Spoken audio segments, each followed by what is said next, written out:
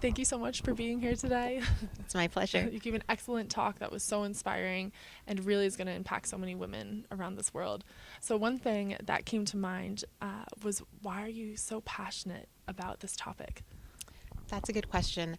I I remember being a medical student and choosing my specialty, and I decided to go into obstetrics and gynecology because for me, maternal mortality, morbidity and mortality globally was an issue I wanted to tackle.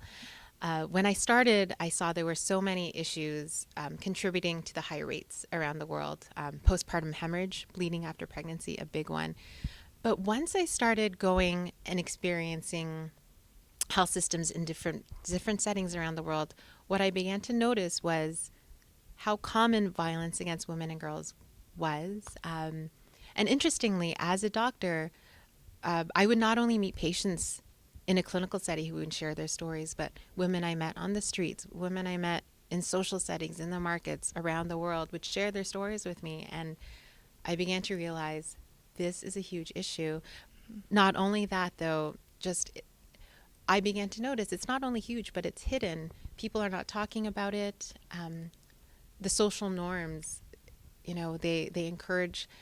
They don't encourage a response. It's stigmatized, and so I decided it was something I really wanted to tackle.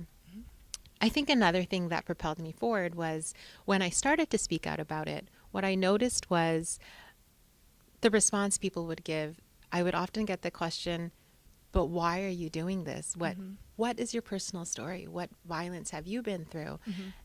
And I found that interesting because my colleagues who study tuberculosis or HIV or cancer do not get asked that question. Right. They are studying important diseases. So why is it that I need to have a personal story to care about this topic? I think all of those things together made me see this was an issue I really wanted to tackle. It's amazing. So inspiring. Also, wondering too, how are people responding to this need? Well, very encouragingly, the World Health Organization has recently launched a global plan of action to call on health systems to respond to violence against women and girls. This is obviously an extremely complicated issue that requires cooperation and coordination from all sectors, health sectors, legal sectors, the education sectors, social work.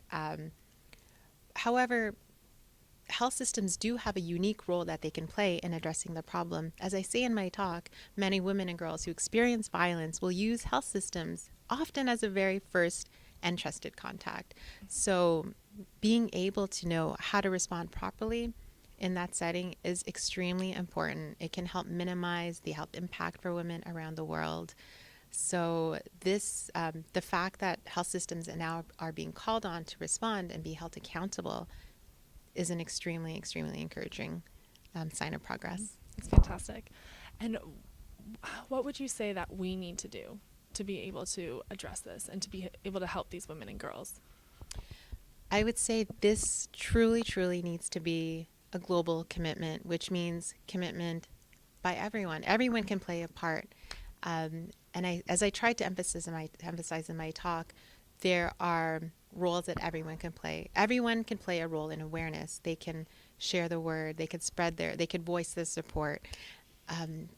But in terms of the health system itself, we need cooperation. We need coordination and a contribution from all players. So this goes from the level of the healthcare providers who, yes, ask your patients if they feel safe, because so many women are still not, because of the stigma, and there's so many reasons women don't speak: fear, shame, stigma. We need doctors to be sensitive, to be able to detect more cases. At the level of administrators and health educators, we need more programs for training in our education systems for our providers so that they will know what to do and how to respond.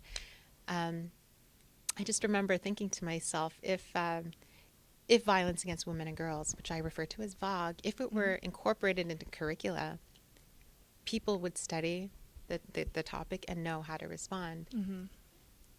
It's incredible. Well, thank you so much for being a voice for so many women and girls around our world and spreading your idea. It's my pleasure. Thank you very much. Thank you.